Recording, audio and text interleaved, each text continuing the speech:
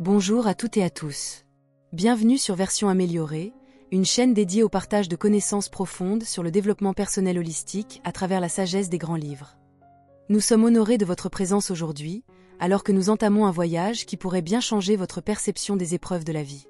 Devenir une personne mûre ne consiste pas à conquérir chaque adversité qui se présente à vous, mais plutôt à apprendre à accepter toute la douleur contenue en elle.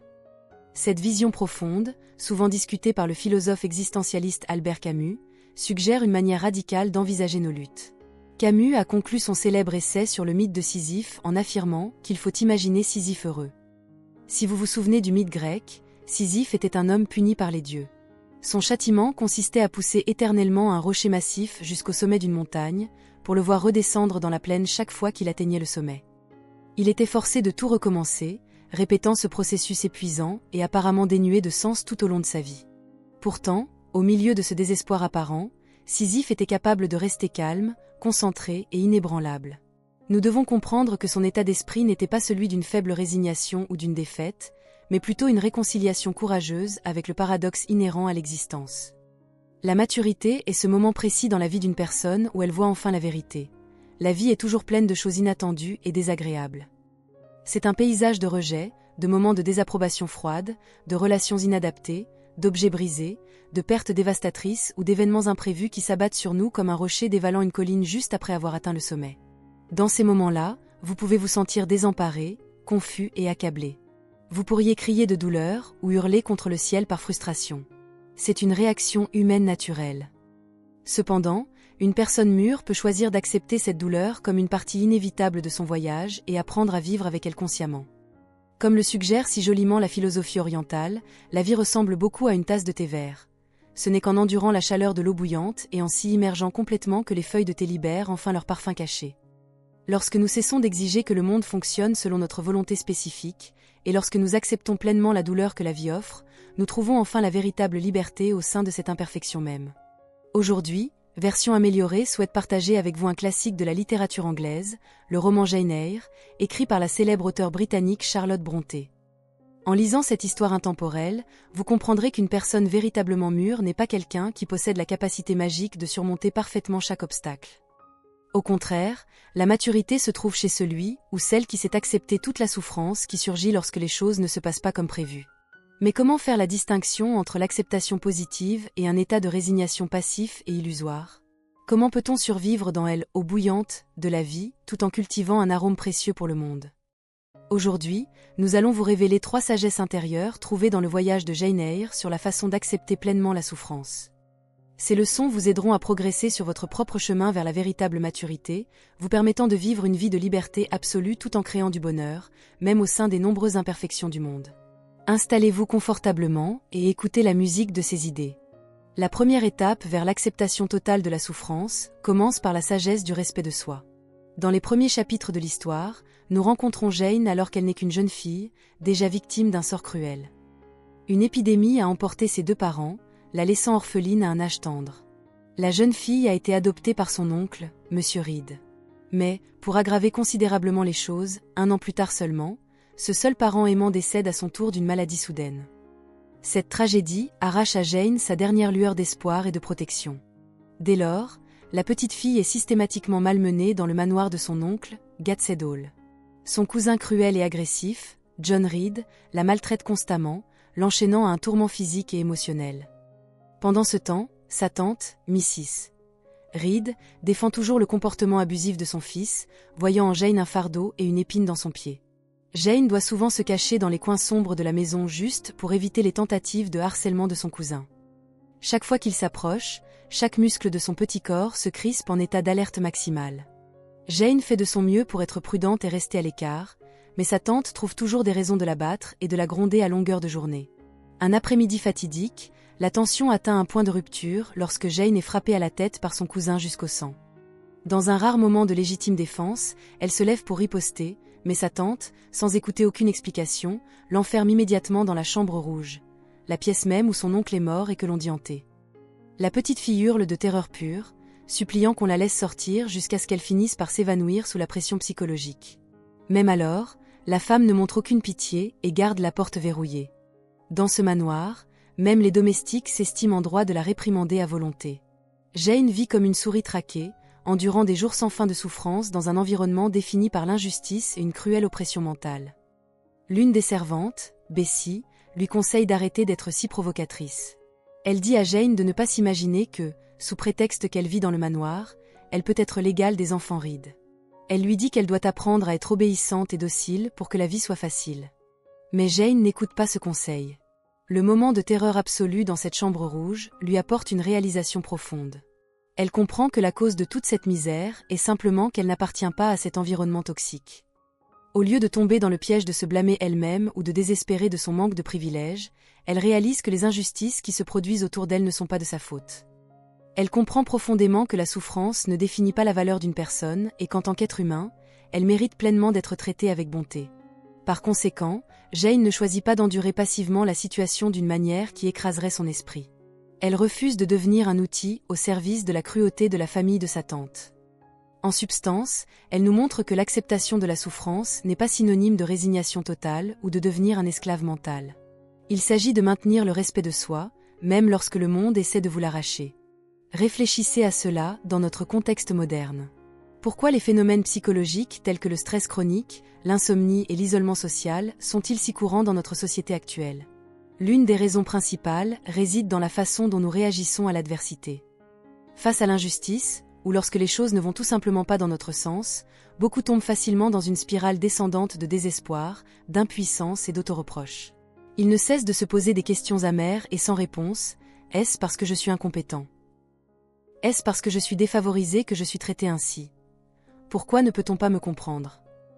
Au lieu de vous aider à trouver des solutions réelles, ces questions sans réponse deviennent un lourd fardeau psychologique.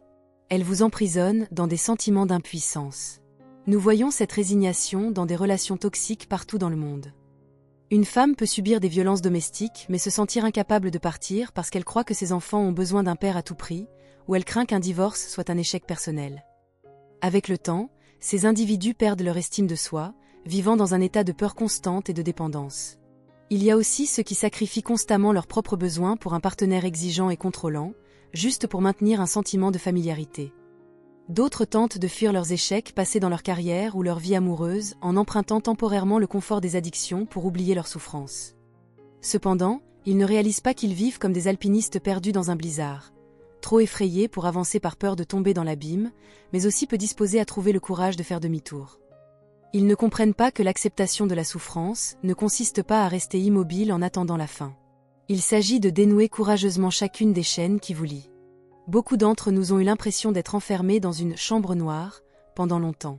Nous avons tous nos propres peurs et nos chagrins profonds. Mais les personnes qui grandissent vraiment sont celles qui choisissent de défendre leurs propres valeurs. La nature a prévenu un jour que quiconque combat des monstres doit veiller à ne pas devenir un monstre lui-même. Si vous choisissez de tolérer que de mauvaises choses vous arrivent parce que vous vous sentez impuissant, vous détruisez essentiellement votre propre vie de vos propres mains. Vous devez savoir que la souffrance ne peut définir ni déterminer votre destin. C'est la façon dont vous la gérez qui fait de vous ce que vous êtes. Tout comme un fleuve ne peut être arrêté par les rochers sur son chemin, il choisit simplement de bifurquer pour continuer sa course. Laissez l'adversité être l'occasion de vous forger une version plus forte de vous-même, et non un esclave mental souffrant seul dans l'obscurité. Vous méritez d'être aimé et respecté, et la première personne qui doit vous accorder cet amour et ce respect, c'est vous-même. Accepter pleinement la souffrance exige également la sagesse et le courage de se libérer de l'illusion du confort. Après avoir enfin quitté la maison des Reed, Jane décide d'aller à l'école. Elle se retrouve à Lowood, une institution de charité pour filles orphelines. Mais contre toute attente, cette école est rongée par un contrôle inhumain et l'hypocrisie. Les filles reçoivent des repas avariés, dorment dans des chambres glaciales et sont soumises à un asservissement idéologique sévère sous couvert de moralisme religieux. De nombreuses jeunes vies sont perdues à Lowood à cause de la maladie et de la négligence. Néanmoins, Jane reste inébranlable. Elle aspire à continuer à vivre et à grandir, alors elle choisit d'apprendre et de lire constamment pour surmonter sa condition. Elle étudie le français, le dessin et la musique, des compétences qui finiront par l'aider à devenir une excellente enseignante dans cette même école. Cependant, lorsque Mademoiselle Temple, la seule enseignante et mentor bienveillante que Jane ait jamais connue, décide de partir, Jane réalise que la paix qu'elle avait trouvée à l'école n'était qu'une façade. C'était une illusion psychologique de sécurité. Elle sait que si elle reste, elle stagnera. Elle décide donc finalement de placer une petite annonce dans le journal pour trouver un nouvel emploi dans le monde extérieur. Cela signifie perdre la maigre stabilité qu'elle a mis 8 ans à acquérir. Beaucoup d'autres filles et enseignantes de l'école choisissent de rester parce qu'elles sont terrifiées par le monde inconnu au dehors. Elles préfèrent la souffrance qu'elles connaissent à la liberté qu'elles ignorent. Cela reflète la situation de beaucoup d'entre nous aujourd'hui qui vivent dans la souffrance mais se sentent incapables de s'échapper. Peut-être avez-vous trouvé une sorte de faux sentiment de sécurité auquel vous essayez de vous raccrocher.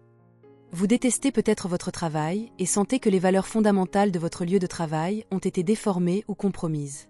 Vous êtes peut-être piégé dans un mariage malheureux et stagnant. Vous perdez peut-être votre identité parce que vous essayez constamment de plaire aux autres. Vous sacrifiez peut-être votre véritable passion juste pour répondre aux attentes de votre famille ou pour rivaliser avec les normes sociales. Vous souffrez parce que vous devez maintenir cet état artificiel. Mais lorsque vous ignorez le cri de détresse de votre propre cœur, la voix qui vous rappelle de vous aimer et de respecter votre vie, cela signifie que vous avez trouvé une raison quelconque de vous conforter dans cette zone de confort. Vous devez vous demander, quelle en est la raison? De quoi avez-vous peur exactement? Le célèbre psychologue Erich Fromm a dit un jour, la peur de la liberté pousse les gens à choisir l'esclavage. Beaucoup de gens ont peur de prendre la décision difficile de lâcher prise pour changer leur réalité. Essentiellement, ils ont tellement peur du risque qu'ils troquent leur liberté contre ce qu'ils considèrent comme la stabilité et la familiarité. Ils considèrent le fait de garder un emploi qui draine leur bien-être mental ou de poursuivre une relation toxique comme une responsabilité de l'âge adulte. Mais en réalité, c'est une reddition à la souffrance. L'histoire de Jane Eyre nous montre une fois de plus que la véritable maturité exige le courage de sortir de sa zone de confort. Cela signifie ne pas s'accrocher à la familiarité par peur. À travers sa douleur, Jane a vu clairement que la sécurité de la familiarité n'est qu'une illusion. La véritable liberté s'achète avec le respect de soi et le courage d'affronter l'inconnu. Tout comme une graine a besoin de briser son enveloppe protectrice pour germer, nous, en tant qu'humains, devons oser briser nos carapaces de sécurité pour trouver le véritable bonheur et le sens de la vie. Enfin, accepter pleinement la souffrance exige la sagesse de la persévérance et de l'intégrité. Lorsque Jane quitte Lowood, elle a la chance d'être invitée au château de Thornfield pour y travailler comme gouvernante privée. C'est là qu'elle rencontre l'homme qui deviendra l'amour de sa vie, Monsieur Edward Rochester, le propriétaire sombre et mystérieux du manoir. Leurs deux âmes sœurs les rapprochent de plus en plus, trouvant une connexion intellectuelle et émotionnelle rare. Cependant, alors qu'ils semblent avoir surmonté tous les obstacles sociaux et se préparent à descendre l'allée centrale de l'église le jour de leur mariage, une vérité choquante est révélée. Quelqu'un se lève dans l'église et révèle que Rochester cache un sombre secret depuis de nombreuses années. Sa femme est toujours en vie et est enfermée dans le grenier de Thornfield Hall. Rochester explique longuement sa situation. Il a été trompé lors de son mariage il y a des années, ignorant que la femme avait des antécédents de maladies mentales graves. Par sens du devoir et par désir de la protéger, il l'avait cachée, mais il sentait qu'il vivait dans le mensonge. Rochester suggère alors qu'ils s'enfuient ensemble sur une île de la Méditerranée pour commencer une nouvelle vie là où personne ne les connaît. C'était une offre tentante, une vie de luxe et d'amour. Mais Jane refuse. Elle refuse de devenir une maîtresse ou une tierce personne. Elle choisit de renoncer à une vie de confort et à l'homme qu'elle aime pour préserver son respect de soi et ses principes moraux. Elle veut préserver son intégrité par-dessus tout. Elle quitte le manoir à l'aube, avant que quiconque ne se réveille, n'emportant aucun de ses biens ni l'argent de Rochester. En acceptant la souffrance et les épreuves qui l'attendent sur la route, Jane accepte son propre voyage. C'est une partie indispensable de son histoire de vie. Ce fut un tournant majeur dans son développement émotionnel. Après avoir quitté Thornfield, elle se retrouve sans le sou et obligée de mendier pour se nourrir. Elle manque de mourir de faim et d'épuisement dans la nature. Heureusement, elle est sauvée par un ecclésiastique, Saint John Rivers, et ses sœurs, dont elle découvre plus tard qu'ils sont en réalité ses cousins. Après avoir été secourue, Jane utilise ses capacités pour postuler à un poste d'enseignante dans un petit village. Grâce à ses connaissances et à la force de son caractère, elle gagne le respect de toute la communauté. Parallèlement, elle reçoit une demande en mariage de Saint John Rivers. Il est beau, jeune, très instruit et lui offre une voie vers une vie pleine de sens en tant que missionnaire en Inde. En apparence, il s'agit d'un parti bien plus parfait que le Rochester imparfait et déjà marié. Cependant, Jane réalise que la proposition de Saint John ne découle pas d'un amour véritable, mais plutôt d'un désir froid de l'utiliser comme un outil pour accomplir sa mission religieuse. Il la voit comme une collaboratrice utile, pas comme une partenaire aimée.